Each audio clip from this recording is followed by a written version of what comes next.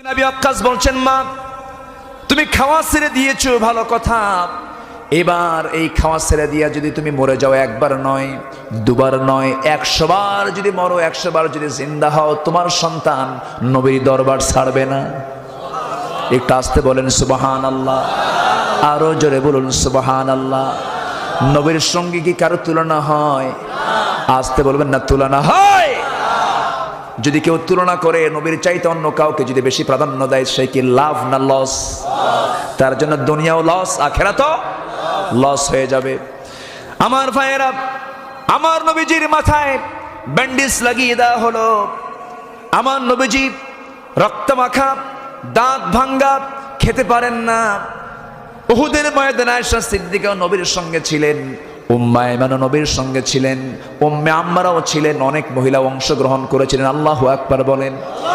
আমার নবীজি কিছু খেতে পারেন না, সেই সময় তাকে হালুয়া, তাকে মিষ্টি জাতীয় হালুয়া নরম করে তার মুখে দেওয়া হলো, তিনি খেলেন।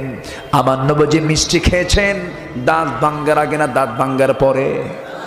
বলেন বলেন বলেন। দাঁত ভাঙ্গার পরে তিনি হালুয়া খেয়েছেন। মিষ্টি খাওয়া সুন্নত, শুধু মিষ্টি খেলেই চলবে না, দাঁত ভাঙ্গায়া খেতে হবে।